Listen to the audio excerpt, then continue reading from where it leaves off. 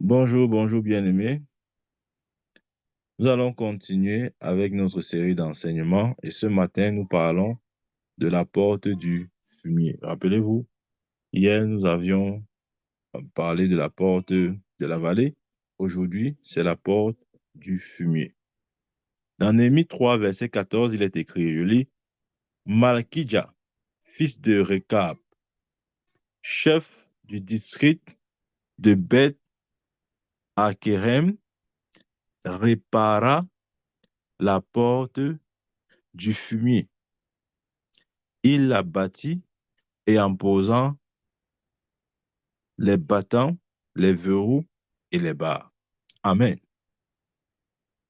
Donc, il y avait 10 portes à reconstruire. Et ici, le verset 14 nous parle de la porte du fumier. Amen. C'était quoi la porte du fumier? La porte du fumier, dans son contexte, la porte du fumier était la porte par laquelle la plupart des excréments ont été, ou bien, été évacués de Jérusalem. Amen. La porte du fumier, c'est la porte par laquelle les ordures générées dans la ville étaient évacuées. Amen. Vous voyez, chaque ville produit des déchets. Et Jérusalem avait une porte spécifique qu'on appelait la porte du fumier. Et c'est par là que tous les déchets, ouais, c'est symbolique et c'est prophétique aussi. C'est par là que tous les déchets de la ville étaient évacués, par la porte du fumier. Amen. Tous les excréments, tout ce qui était pourriture, tout ce qui était excrément, tout ce qui était déchets, c'était évacué par la porte du fumier. Amen. Et de manière générale, dans les Écritures, le mot fumier généralement désigne des choses sans valeur, des choses inutiles, des choses qui doivent donc être enlevées pour que justement la pureté et la propreté soient maintenues. Amen. Ça, c'est la symbolique ou la représentation du fumier dans les Écritures. Ce sont des choses sans valeur. Ce sont des choses inutiles. Et toutes ces choses doivent donc être enlevées pour que la pureté soit maintenue. Amen. Bien-aimés, rappelons-nous, avant d'arriver à la porte du fumier, il y avait la porte de la vallée. Et généralement, l'expérience que nous avons à la porte de la vallée provoque en nous comme des plaintes, provoque en nous comme des murmures, nous laisse avec, si vous voulez, un peu d'ordure, vous voyez, ou d'excréments, des choses dont nous devons justement nous débarrasser pour expérimenter un niveau de gloire plus excellent. Voilà pourquoi, après la porte de la vallée, nous passons par la porte du fumier, où Dieu enlève toutes ces choses qui ne sont pas nécessaires, toutes ces choses qui euh, contribuent à polluer ou à détériorer ou même à, à salir ou quoi, bref, tout ce qui est négatif. C'est la porte du nettoyage. Il doit y avoir un nettoyage. Amen. Parce qu'il est dit, en Israël, la porte du fumier servait à ça. Tous les excréments de la ville étaient évacués par cette porte. Les ordures de la ville étaient évacuées par cette porte. On l'appelait la porte du fumier. Amen. Bien aimé, ça veut dire quoi pour nous? Ou ça signifie quoi pour l'Église? La porte du fumier est une représentation ou une image de la sanctification. Amen. Mhm. La porte du fumier est une image ou une représentation de la sanctification. De la même manière que cette porte servait à évacuer les excréments, les ordures de Jérusalem, ainsi, par le mécanisme ou euh, par, par la sanctification, nous aussi, nous maintenons notre pureté. Amen. La porte du fumier est l'endroit où Dieu enlève, en fait, le désordre dans notre vie. Ouais, des fois, nous avons l'impression que notre vie est vraiment désordonnée. Sans dessous. À la porte du fumier, Dieu crée l'ordre. Dieu, Dieu arrange, Dieu aplanit, Dieu enlève, Dieu émonde, Dieu fait le ménage. Amen. Amen. Ça, c'est la porte du fumier. Et c'est important de passer par cette porte-là. Parce que chacun de nous a besoin de ce nettoyage-là. Ouais, des fois, comme j'ai dit, nous sortons de la porte de la vallée avec les hauts et les bas, avec les secousses qu'on a eues, et nous sortons de là avec parfois un cœur, parfois amer. Alors, nous sortons de là avec comment je vais dire ça, avec euh, certaines émotions qui ne sont pas toujours favorables pour notre croissance. C'est important de passer par le fumier, où Dieu enlève tout ça. Amen. C'est l'étape du nettoyage, où Dieu enlève tous ces ordures. Amen. Enlève tous ces ordures qui ont été peut-être amassées ou encaissées à la porte de la vallée. Amen. Parce que Dieu voudrait que nous ayons un esprit totalement libre. Parfois, à la porte de la vallée, nous avons reçu tellement d'afflictions, tellement de rejets, que nos cœurs sont devenus amers. Bien-aimé, à la porte du fumier, il faut que Dieu enlève cette amertume pour que tu aies un cœur totalement léger, un cœur totalement libre. Amen.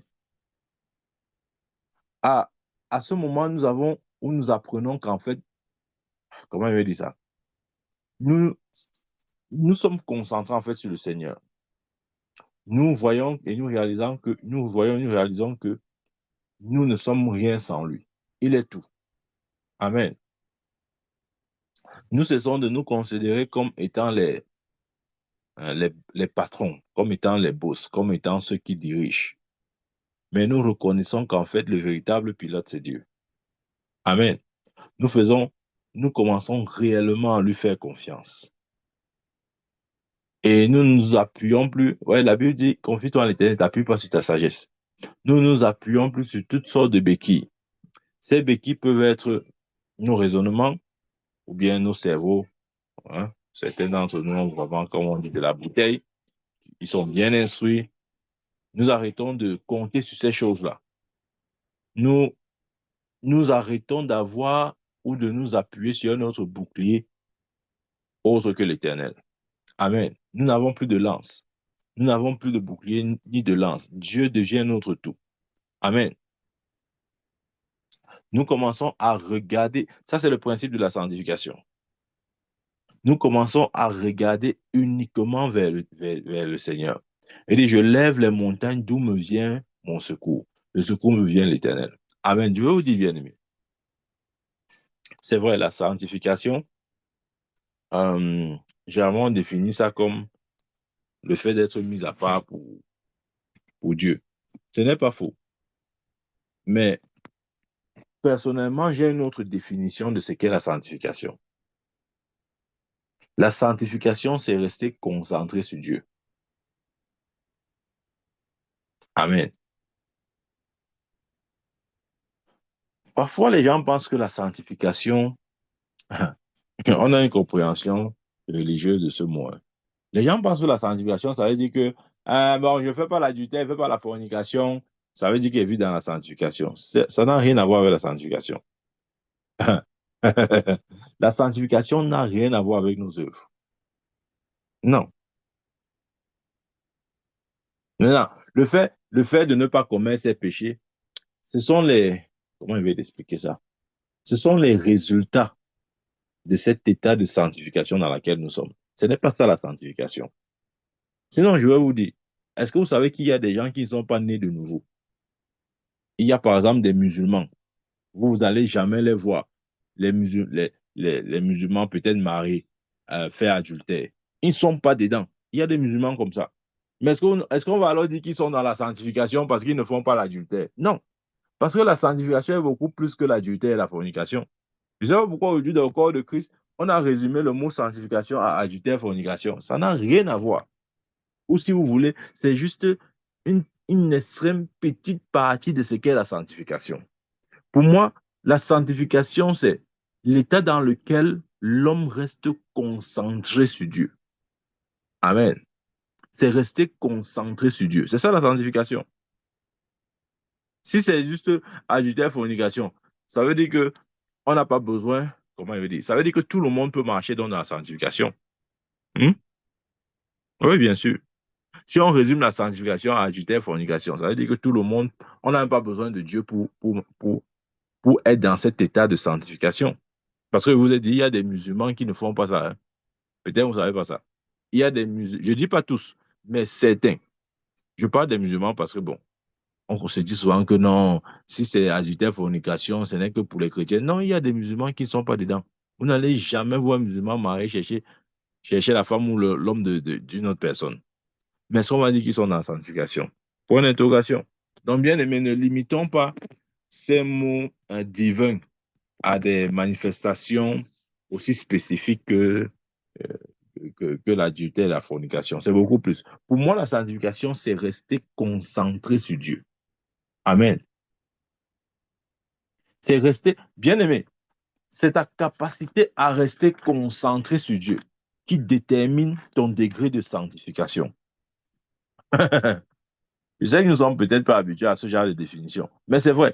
Ta capacité à rester concentré sur Dieu détermine ton niveau de sanctification.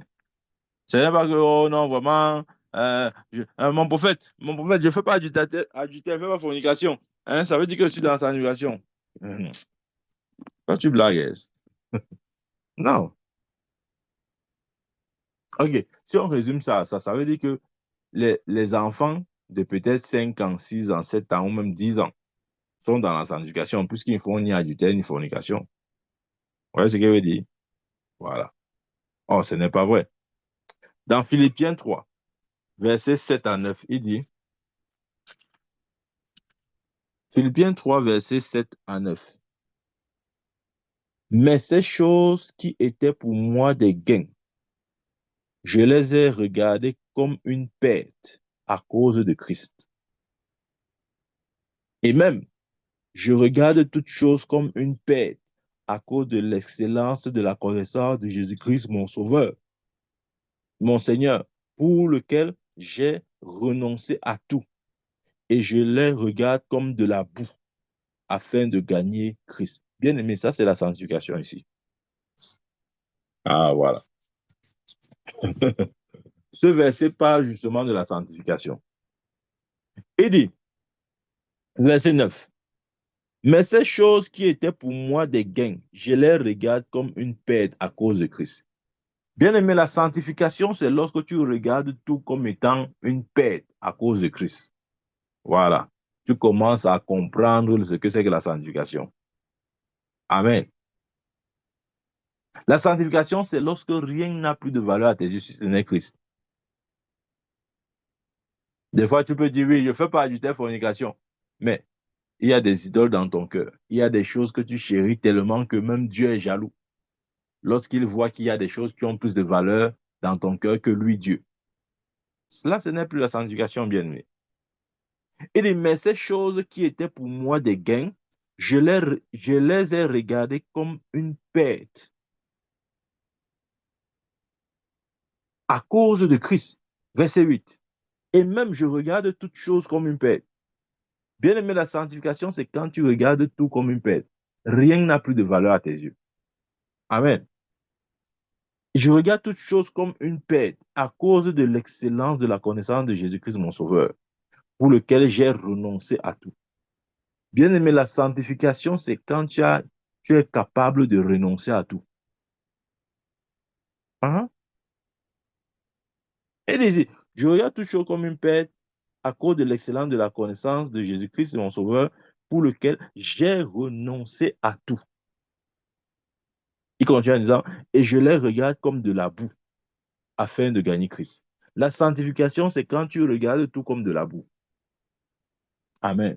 C'est la preuve que tu lui appartiens totalement. S'il y a une chose quelconque sur cette terre que tu considères plus que de la boue, tu es dans les problèmes, bien aimé. Ah, tu es dans les problèmes. Je reprends. S'il y a une chose quelconque sur cette terre que tu considères plus que de la boue, tu es dans les problèmes. Parce que tout ce qu'il y a sur la terre doit être égal à la boue devant tes yeux. Amen. Oui, la sanctification, c'est pas seulement ce qu'on dit là. Hein, il n'a pas volé. Hein, il a menti. Il a volé, il a menti. Hein, il n'est pas dans la sanctification. Ça, c'est les définitions de l'école primaire. De quoi? De l'école du dimanche. Voilà. Quand on partait à l'école du dimanche, c'est ce qu'on disait. Mais lorsque tu grandis un peu dans les Écritures, tu vois que c'est beaucoup plus profond que ça. Amen. C'est beaucoup plus profond de dire, ah, j'ai pas menti, je n'ai pas volé. C'est beaucoup, je veux m'aller loin. C'est beaucoup plus profond que de respecter même les 10 commandements ou de violer les 10 commandements. Amen. Il a dit ça tout à voir avec ton degré de concentration sur le Seigneur. Jusqu'où est-ce que tu es concentré sur lui? Amen. Ça, c'est important. Et des fois, nous manquons de voir Dieu parce que nous ne sommes pas concentrés. Voilà pourquoi la Bible, sans la sanctification sans laquelle nul ne verra Dieu. Parce que nous devons être concentrés sur lui pour le voir. Amen. Des fois, nous manquons de comprendre Dieu parce que nous ne sommes pas concentrés. Nous sommes distraits. Nos regards sont ailleurs, nos esprits sont ailleurs. On pense à gauche, on pense à droite. Nous sommes ballottés à tout vent. On est occupés ailleurs. Nos cœurs méditent sur des choses vraiment vaines. Des choses qui ne valent vraiment pas la peine. Amen. Mais, comme l'apôtre Paul, marchons dans la sanctification. J'ai expliqué. Il dit, mais ces choses qui étaient pour moi des gains, je les regarde comme une perte. Bien aimé, quand tu marches dans la sanctification, tout ce que tu considérais comme étant un gain devient une perte pour toi. Ça veut dire rien n'a plus de valeur à tes yeux. C'est même ça la dimension spirituelle ou profonde de la sanctification.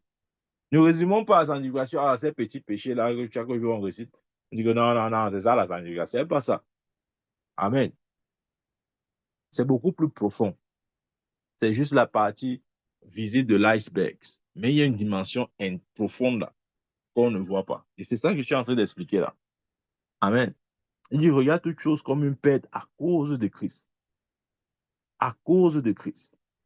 Et même je regarde toute chose comme une perte. Il continue en disant que même tout d'ailleurs, tout pour lui, c'est comme une perte.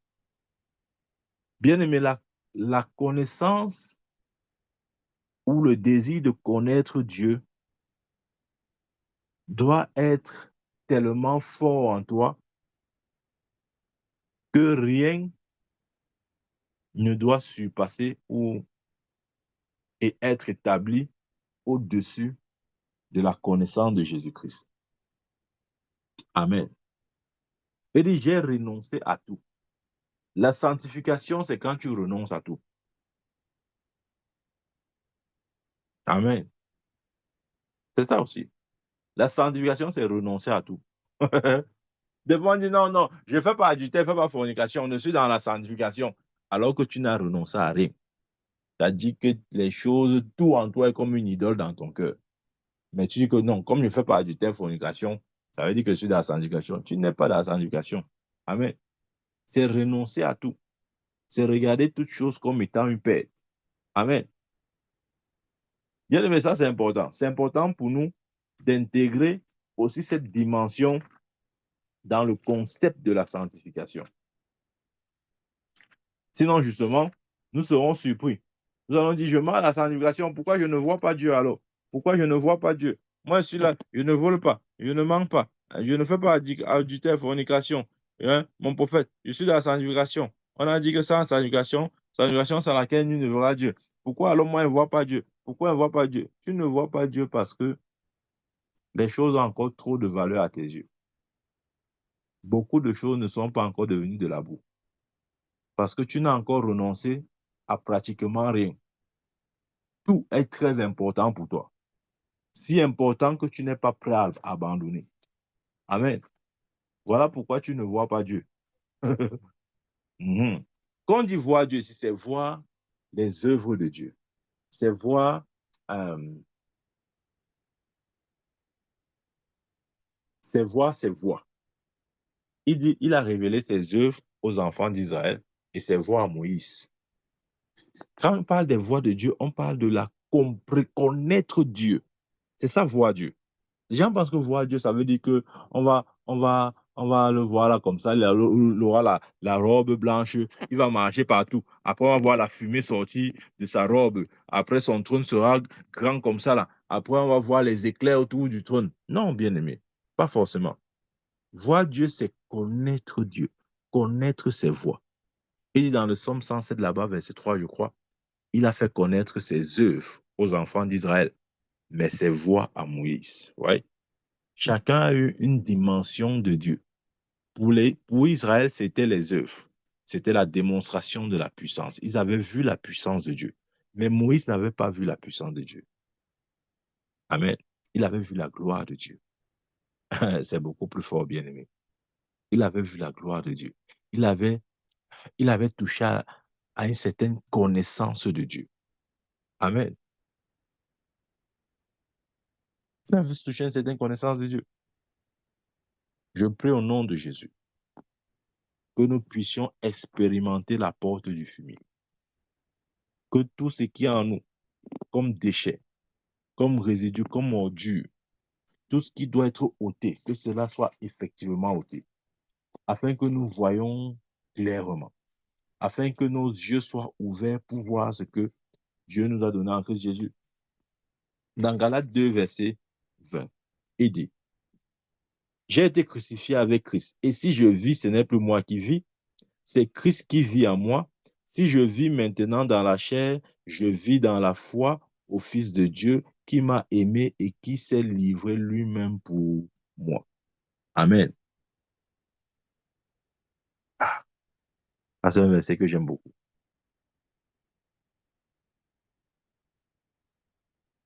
Bien aimé, quand tu arrives à la porte du fumier, les vallées de la vie ne t'effrayent plus. Pourquoi? Parce que justement, Galates 2, verset 20 s'accomplit. Parce que tu es déjà mort. Et ce n'est plus toi qui vis, c'est Christ qui vit. Amen. Amen. Tu n'as plus peur de perdre quoi que ce soit. Parce que tu as déjà tout abandonné à Dieu. Amen. Tu t'es totalement livré pour la connaissance de ton Seigneur Jésus-Christ. Rien n'a plus de valeur à tes yeux. Amen. Bien aimé, mon conseil est le suivant.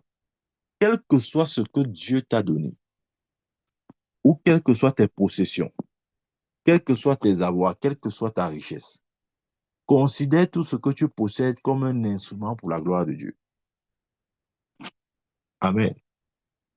Si Dieu t'a fait de toi, a fait de toi un homme d'affaires, regarde tes affaires comme un instrument pour la gloire de Dieu. En d'autres termes, vois Dieu utiliser tes affaires pour ses propres buts, pour l'expansion de son royaume, pour la croissance, pour le développement de son royaume sur terre, etc. Amen. Vous voyez, une des choses qui se manifeste à la porte du fumier, c'est qu'à la porte du fumier, nous abandonnons nos propres luttes. Ah, on abandonne nos propres luttes. Ouais, des fois, j'ai dit ça au début, des fois, on a tendance à vouloir contrôler notre vie, à vouloir la diriger, à vouloir opérer nos choix personnels, à vouloir tout contrôler, à vouloir faire comme on veut, à se dire, après tout, je suis le responsable de ma vie. On ne consulte pas vraiment Dieu, ou encore, on essaie juste d'embarquer Dieu dans nos projets. Mais bien aimé, quand tu arrêtes la porte du fumier, puisqu'il s'agit d'une sanctification, tu apprends donc où tu arrêtes les luttes. Amen. Amen. Parce que tu dois arrêter de lutter pour que Dieu commence à mettre l'ordre dans ta vie. Des fois, Dieu a de la peine à mettre l'ordre dans nos vies parce que pendant qu'il essaye de le faire, il voit que nous sommes encore les pilotes de nos avions, c'est-à-dire de notre vie. Nous sommes le commandant du bateau. Il ne peut donc pas venir mettre l'ordre dans un bateau où il ne dirige pas. Et pour que Dieu dirige ce bateau, il faudrait que tu abandonnes, que tu lâches prise. Amen. C'est là où le processus de la sanctification prend place. À la porte du fumier, il s'agit du principe de la séparation. Amen. Et ça, c'est important. Il s'agit du principe de la séparation. Je vous ai dit une fois que la séparation ou la sanctification, c'est ce qui fait de l'Église l'Église. Amen. Je me rappelle encore de ce message spécifique que j'avais reçu de la part de l'apôtre Paul. Je vais vous dire, bien aimé, ceux qui meurent dans le Seigneur,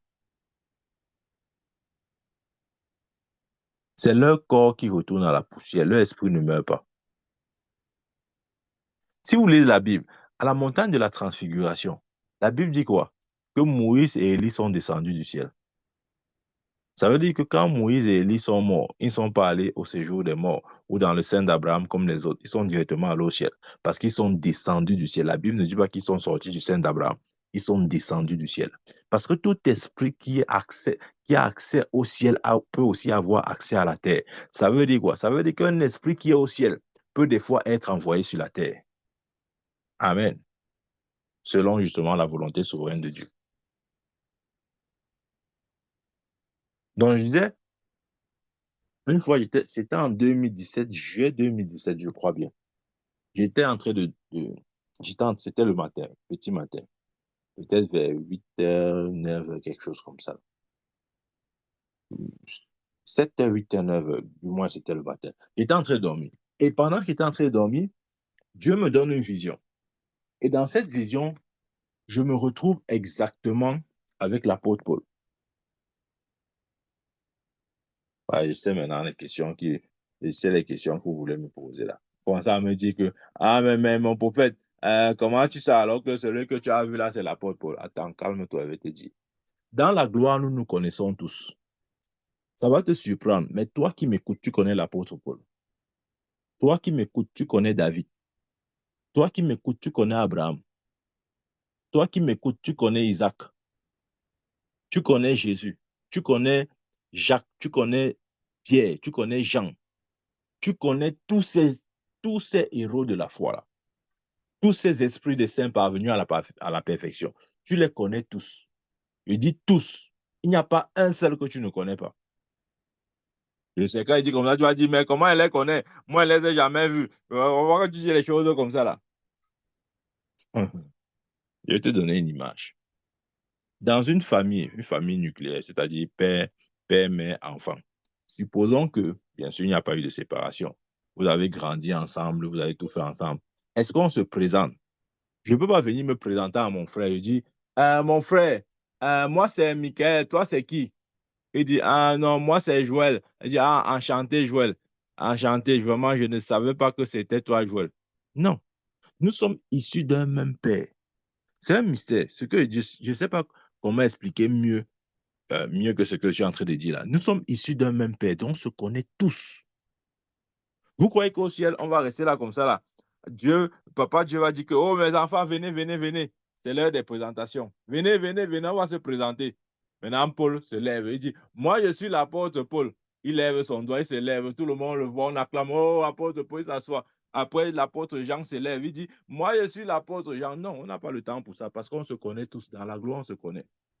Amen. Donc, parce qu'on parle de la sanctification, j'ai vu cette vision-là, j'ai vu Paul. pour ceux qui veulent savoir comment il est, c'est un homme de petit de taille. Il est petit de taille, il n'a pas de bosse. Les gens disent que non, Paul était bossu. Il avait la bosse sur le dos. Moi, j'ai vu aucune bosse. Il est petit de taille, ok? Ses cheveux ça venait comme un peu vers, vers le début du cou, comme ça, là. Enfin, comment il veut dire ça?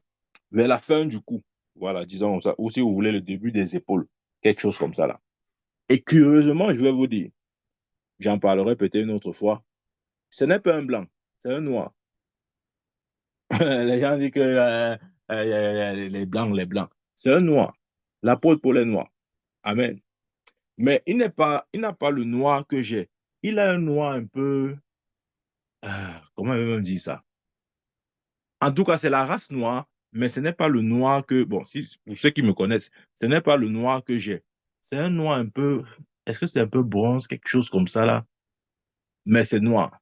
Amen. Bon, bref, c'est juste des détails pour ceux qui sont intéressés sur son physique. Il est petit de taille, il a les cheveux un peu longs qui vont jusqu'à la fin de son, ouais, un peu la hauteur des épaules là, comme ça là.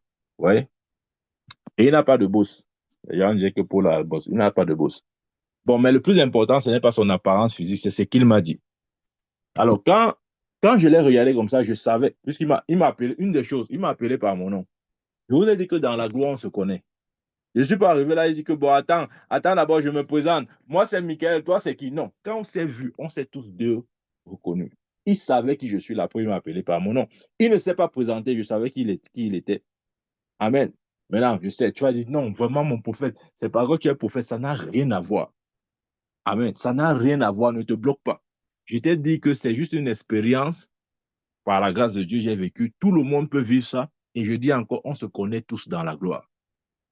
Amen. Il n'y a pas un esprit vivant au ciel que tu ne connais pas. Juste de Adam, ok? De Adam jusqu'au dernier. On se connaît tous. Je dis bien tous par le nom. Tu connais Samson, tu connais Salomon, tu connais tous ces gens-là.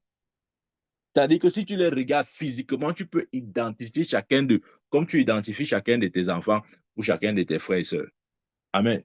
Donc, quand il m'a regardé, il m'a appelé par mon nom. Il a dit, Michael, ce qui fait l'église, c'est la séparation.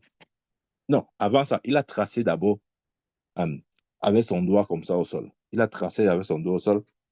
Après, il a dit, ce qui fait de l'église, c'est la séparation. C'est tout ce qu'il m'a dit. Hein. Bien aimé, quand je me suis réveillé de cette vision, tout mon lit était transpiré. C'est-à-dire, c'est comme si on avait versé 4 flux d'eau sur le lit. Je vous parle, Dieu est témoin. Tout le lit était en sueur. Amen. Pourquoi je dis ça? Parce que le principe de la sanctification est fondamental dans l'Église. Le principe de la séparation. Et c'est ça la porte du fumier. C'est la séparation. C'est la sanctification. C'est la, la concentration. Je l'ai dit tout à l'heure. Amen. Nous devons rester concentrés. C'est beaucoup plus que adultère, fornication. Non, c'est beaucoup plus que ça. Nous devons rester concentrés sur le Seigneur. Amen. Bien-aimé, ne te laisse pas distraire. Parce que un esprit distrait ne peut pas se mouvoir dans le moule de la sanctification. Je sais que longtemps, Satan nous a fait croire que la sanctification n'était que ça. Parce que justement, il ne voudrait pas qu'on tape sur la vérité, sur les vérités beaucoup plus grandes. Amen. La sanctification, c'est une séparation totale. C'est une consécration, c'est une concentration. Amen. Ta capacité de rester concentré détermine ton degré de sanctification. De rester concentré sur Dieu. Jusqu'où est-ce que tu es concentré sur Dieu? Amen. C'est ça la sanctification, bien-aimé. Amen. Nous devons rester très concentrés. Nous devons rester concentrés. Voilà pourquoi Satan, des fois, amène toute forme de distraction. Justement pour nous éloigner du chemin de la sanctification. Parce que c'est dans la sanctification qu'on voit Dieu. C'est dans ce principe de concentration, où tu restes... Regardez, je vais vous donner un exemple. C'est lorsque Moïse s'est concentré sur la vision du buisson en feu qu'il a vu Dieu. Nous comprenons maintenant. Voilà. La Bible dit que de loin, il a aperçu un buisson en feu qui ne se consumait pas. C'est quand il est resté concentré sur cette vision qu'il a vu Dieu. C'est de ça dont il s'agit, bien-aimé. Si tu n'es pas concentré, tu ne verras pas. Et lorsqu'il parle de concentrer, c'est-à-dire que ton esprit soit focalisé sur une chose à la fois. C'est pas que tu penses, ça va dans tous les sens, tu montes, tu descends, tu sais plus de quoi est-ce que tu penses, tu as dit que ça a embrouillé dans ta tête. Non, tu dois rester focalisé sur une chose. Amen. Et la seule personne qui doit faire l'objet de notre concentration ou de notre contemplation, c'est le Seigneur. Nous tous qui contemplons le Seigneur, comme dans un miroir, nous sommes transformés de gloire en gloire. Amen. La transformation s'opère par le principe de la contemplation. Bien aimé, contempler, c'est regarder attentivement, avec admiration. Contempler, ce n'est pas jeter un coup d'œil. Des fois, on jette les coups d'œil comme ça, rapide, papa. Voilà, quand on est à l'école, tu jettes un peu un petit coup d'œil rapide sur le voisin. Non, ce n'est pas ça, bien aimé. La contemplation, ce n'est pas ça. Ce n'est pas un coup d'œil rapide. Non, c'est une concentration. Amen. Tu dois être concentré. Ce n'est pas quelque chose que tu dois faire avec la distraction. C'est-à-dire, sans la sanctification, nul ne verra Dieu. Bien sûr, des fois, on manque de voir Dieu parce qu'on n'est pas concentré. On n'est pas concentré parce qu'on est distrait. Parce qu'on laisse nos pensées aller dans tous les sens. Nous pensons à tout, à n'importe quoi. Tu penses à la tomate que tu as laissée au frigo. Tu penses à tes problèmes. Tu penses à les enfants. Tu penses à tout sauf au Seigneur. Dans ce cas, tu ne peux pas le voir. Même s'il vient, tu ne verras pas. Moïse a dû regarder attentivement ce buisson en feu-là, qui ne se consumait pas avant de voir le Seigneur. Imaginez-vous s'il était distrait. S'il disait, c'est quoi ça? C'est qu'il y a un buisson qui ne se consume pas. En tout cas, ce n'est même pas mon problème. Moi, je suis berger. J'ai mes brebis à peine. Moi, je ne gère pas les problèmes qui ne me regardent pas. Il aurait perdu. Et beaucoup de nous comme ça, nous sommes. Parfois, Dieu, regardez, si tu n'es pas concentré, tu ne peux pas voir. Même pour commencer à entendre clairement Dieu, bien aimé, ça demande une concentration. Quand je parle de la concentration, je parle de la contemplation. Si nous ne contemplons pas, nous ne regardons pas avec admiration, avec insistance, comme s'attendant à recevoir quelque chose, nous n'allons rien recevoir. Rappelez-vous, un jour, Jésus était au milieu de la foule. Tout le monde le pressait de toutes parts. Tous ces gens avaient des problèmes, mais parce qu'ils n'étaient pas dans un principe de sanctification, ils n'étaient pas dans une attente, une expectative, ils n'ont rien reçu. Amen. Ils n'ont rien reçu. Mais cette femme-là, elle s'attendait à quelque chose. Elle s'attendait à quelque chose. Voilà pourquoi lorsqu'elle s'est approchée du Seigneur, elle a touché le Seigneur, elle a dit, qui m'a touché? Pourquoi? Parce qu'elle s'attendait à quelque chose. Amen. Bien aimé, l'expectative est importante. Important. C'est vrai. Nous devons faire les choses de manière intentionnelle et aussi dans l'espoir ou dans l'attente de quelque chose. Amen.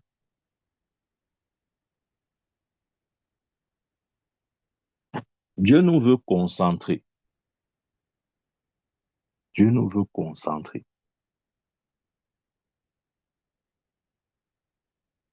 Bien aimé, la gloire de Dieu ira croissant au fur et à mesure que nous regardons à Jésus plus qu'à nos propres capacités. Et lorsque ça se produit, nous sommes conduits à la porte suivante qui est la porte de la source. Amen. Demain, nous parlerons de la porte de la source. Que Dieu nous bénisse. Au nom de Jésus-Christ. Amen. Amen. Amen. Amen. Amen. Amen.